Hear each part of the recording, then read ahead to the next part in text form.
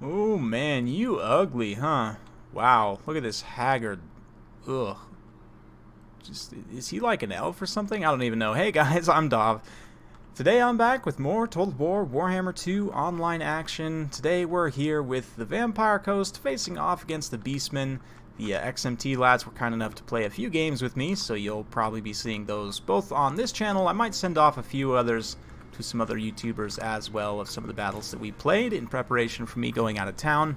So yeah, today we've got Beastmen, Dimmy G, very gamely, taking them against the Vampire Coast, which is not the easiest. I decided to take Lore of Vampires, not take Lore of Vampires, I should say, once again. We've actually got this ugly, just hideous Admiral here with Lore of Deeps. Van Horseman's Speculum, not honestly a bad item. It's sort of like a poor man's Helm of Discord. Doesn't last quite as long, but it's still a pretty good debuff. Wand of Jet for more magic. We've got Vangeist's Revenge, Fog of the Damned, Denizens of the Deep, the ROR Necrofex, tons of zombies, as is expected, and double Gunnery White, because of course, Gunny is the old reliable. To give them something to feed, we've got Deck Droppers up in the air. We had some bats, or we still have some bats. Yep, looks like these bats getting chased by the Harpies here. We're then going to turn and fire into the flank of the Harpies with those deck droppers to try and at least get some use out of the bats. You know, they're holding them in place for at least some time. Meanwhile, on the front line, my Necrofex getting a little bit caught out here, but at the same time, this Admiral's going to get in here, and especially with his items up, he'll definitely poke the Gorbel a little bit. Oh, man. Gets knocked off his feet right there, but you can see this one Gorbel is already taking quite a bit of HP damage. The Gunnery Whites can also pick away at the Gorbels with the nice little armor-piercing missile attack, and as long as they have time to just sit and fire, they'll do really good damage. This Gunnery White's been focusing this Gorbel, I believe, as well. So, yeah. Harpies trying to come forward here. I'm going to hit them with one flaming attack. Actually, doesn't look like it hit any of them, but unfortunately the pigs then come in. The Ungor Raiders have been doing a great job focusing. You can see the fire just raining in here. But oh boy, here it comes. The Ungor Raiders in the wrong position at this point. We're going to go ahead and get it going here. With the Vangeist's Revenge, you can see how because they're targeting, I've kind of pulled them up close towards this line here on top of all these melee units. And oh man, the Vangeists. Oh man, I know it's just ripping apart light units, but still, those Ungor Raiders are a big danger to me. So really nice to be able to just get rid of them like that. You can see Gunnery White still fighting here. A lot of my zombies obviously not going to hold out for too long, but we did manage to deal with one Gorbel. But now isolated and with none of his buffs or debuffs active, suddenly the hideous Admiral is in a bad situation. He's just going to get bullied by Gorbel, just absolutely bodied left and right, constantly staggered, so won't ever get an opportunity to take advantage of his halberd's charge defense. He has charge defense, right? He doesn't actually have charge defense. That's interesting. Has a halberd and no charge defense. But anyway, that actually explains a lot in this situation. I did not realize during the course of the battle, in case you couldn't tell.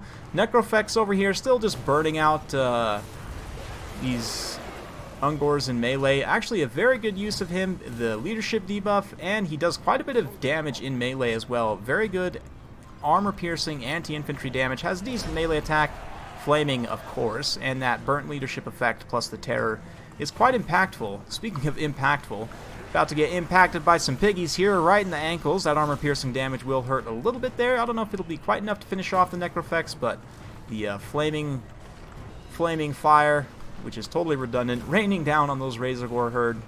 And at this point, the Admiral's not in the best shape.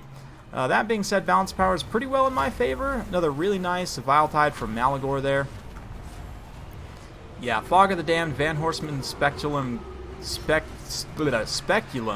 Gonna try and keep Gorbel's stats debuffed, but of course he just punts the Admiral out of the area of effect so that he can then just absolutely maul him to death.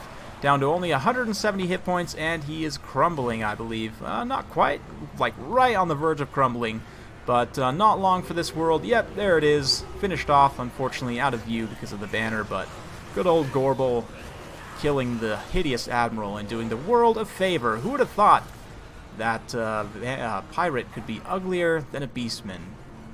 You saw it here first, folks, and that is going to bring the balance of power back towards even, which is not great. Thankfully, I do still have these two Gunnery Whites relatively healthy, and due to air superiority, we have lost one unit of deck droppers kind of over here-ish. But 2 units still alive and relatively healthy and able to be fed ammo. You can see this one's already had its ammo refilled. We're about to do the same here from the Gunnery Whites. So this is kind of the situation I was not necessarily hoping for, but in this kind of late game, if you have the Gunnery Whites and you have something to refill their ammo, the Gunnery Whites can take some damage for a minute. You can see they're both firing at the Gorbel. If I can get rid of the Gorbel, there's not really too much to endanger the Gunnery Whites themselves. So, yeah. The issue is getting bogged down in these crap infantry like this, right? Or should I say crab infantry? Okay, sorry. But yeah, the deck droppers doing a good job here, raining some fire, just getting rid of these guys that attacked in the back penalty, or shot in the back penalty, I should say, will be very key. But we just about lost all of our zombies here. Gorbel's actually going to pull away, but this is going to leave both the Gunnery Whites free, and you can see, oh man, the crabs just standing in the distance. They're going to continue raining shots, and that will be enough to finish off Gorbel. He gets sniped by that one of those Gunnery Whites there, so that was great. We can now turn our attention to sniping Malagor, and yeah, he's just finishing off the last few zombies here, but I still have some zombies way forgotten over in the corner there, and the fact that these Gunnery Whites are still able to fire is going to be pretty key. Razorgore Herd shatter as well. This last Razorgore Herd wants to charge in. Looks like they do get the charge. The crab fighting. We're going to rain a few shots from behind, and that's enough to see those Razorgore Herd off. And then, yeah, that's pretty much all the armor piercing. So the gunnies are secure for the most part. We can keep refilling the ammo there. You can see that more powder replenishing the ammunition of those deck droppers there. And that should pretty much be game. I mean, at this point, the balance of power pretty heavily in my favor, but very well played to Dimmy G there. Actually, you know, I mean, obviously I was playing a little bit of an off-meta build there, but that Beastman build, just going super wide with lots of Ungor Raiders, the double Gorbel with Malagor, I honestly think there's something to that. Malagor is a little bit snipeable, which is why most people like to bring Morgar. Morgar does give you some really good value, but at the same time, you have to use one of your hero slots on him, and the sort of small single entity like heroes, either on horseback or like Gorbel, for example, is kind of about the same size, more or less. They're pretty good for taking on Vampire Coast because they're not the most accurate, and you know, those smaller sized, you know, high combat stat targets can get in and sort of take those monsters down, like you saw with that Necrofex. So I definitely really like this build from Dimmy G here, just going super wide with especially the Harpies and everything. 131 kills, Malagor just throwing out that Vile Tide. Of course, that keeps the vigor fresh of those Beastmen as well. So yeah, honestly, pretty scary build for the Beastmen, and it's a tough matchup for them, absolutely. But at the end of the day, that Van Geis really kind of turned the tide. If he had been able to keep those Ungor Raiders online, as you guys may see in a future replay, spoiler alert, they are a huge danger, so I'm really glad I was able to get them all in that beautiful Van Geis there, and, you know, gets a nice cinematic shot for you guys. 180 kills there, 121 kills for the Tide of Skilled. Those some swole zombies. I don't know what they were killing. I guess just crap Ungor or something, but that's a lot of kills for some zombies, so well played there. Gunny 46 and 65 here. The deck droppers lasting into the late game, and of course that leadership damage of the fire being very key. They're pretty cheap too. The non-armor piercing deck droppers are only 450 points, so like especially in this matchup where they, yeah, I mean, they really can only bring Harpies and like summoned Manticores up in the air against you.